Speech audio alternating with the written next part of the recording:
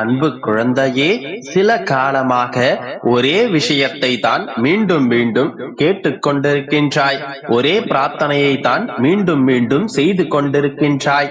அதை விடுத்து எதை கொடுத்தாலும் உன்னுடைய மனம் திருப்தி அடையவில்லை.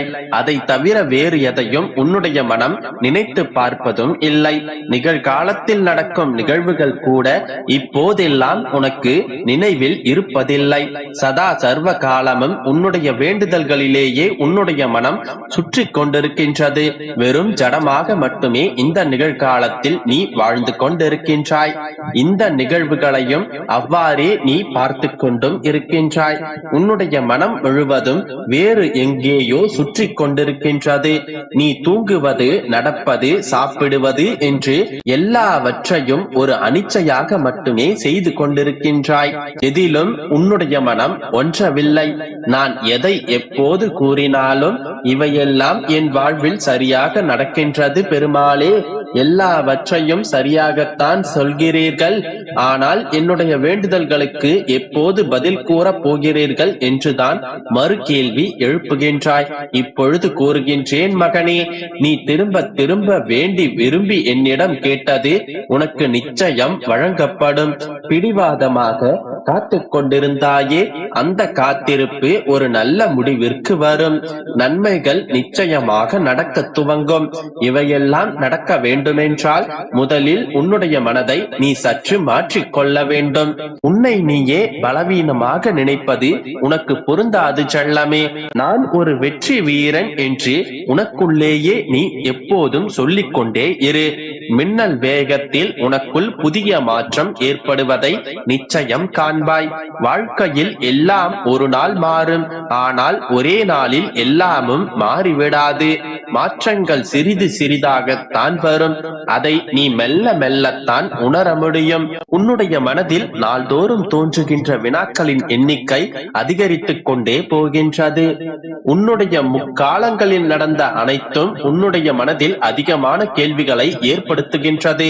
அத்தனை கேள்விகளுடன் எதிர்காலம் பற்றிய படபடப்பு உன்னுடைய மனதில் உன்னை மழுங்கச் செய்கின்றது. இவை எல்லாவற்றையும் நான் உணர்ந்து கொண்டுதான் இருக்கின்றேன். அவைகள் யாவும் அர்த்தமற்ற கேள்விகள். உன்னுடைய கேள்விகள் என்பது உன்னுடைய தேவைகளுக்காக இருக்கின்றது. ஆனால் நீ கேள்வி எழுப்பாமலேயே உன்னுடைய தேவைகள் உன்னை வந்து சேரும். ஆயினும் உன்னுடைய சில கேள்விகள் ஆத்மார்த்தமாக இருக்கின்றது.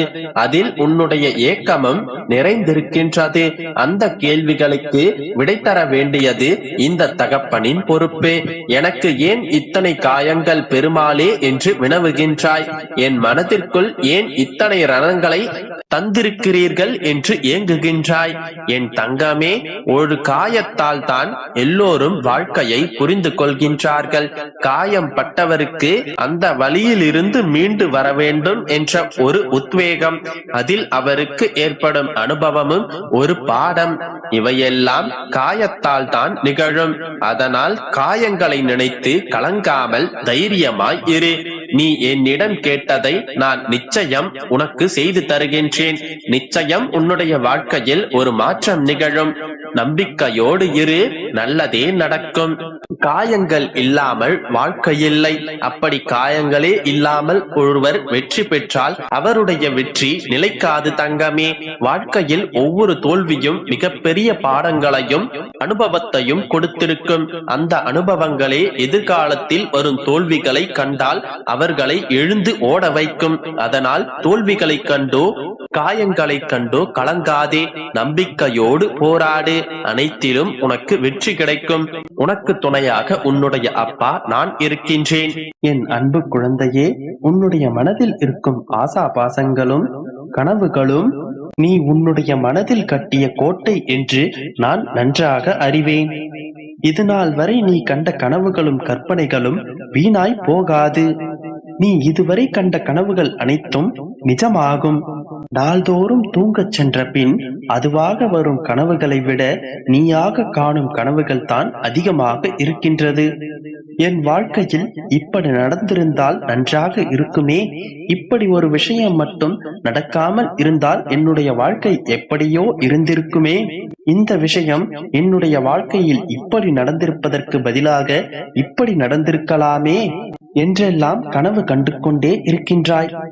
இப்படியெல்லாம் நடந்திருந்தால் நம்முடைய வாழ்க்கை இந்த நேரத்திற்கு எப்படி இருக்கும் என்றெல்லாம் கனவு கண்டு கொண்டே இருக்கின்றாய். தவறில்லை என் கண்மணியே.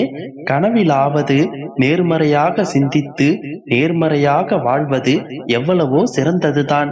இவ்வாறு கனவிலேனும் சிந்திப்பதால் உன்னுடைய உடம்பில் நேர்மறை ஆற்றல் பரவிக் கொண்டிருக்கின்றதே. இந்த கனவுகளும் கற்பனைகளும் நிச்சயமாக உன்னுடைய வாழ்க்கையில் ஒரு நாள் நிஜமாகும். அதுவரை கனவில் மட்டும் வாழ்ந்துவிட முடியுமா? அதனை நனவாக்குவதற்கு முயற்சி செய்ய வேண்டுமல்லவா? உன்னை கனவு காண வேண்டாம் என்று நான் சொல்லவில்லை. ஆனால் அந்த கனவானது உன்னுடைய வாழ்க்கைக்கு உத்வேகம் ஊட்டுவதாக இருக்க வேண்டும். உன்னை மேலோங்க செய்வதாக அந்த கனவுகள் இருக்க வேண்டும்.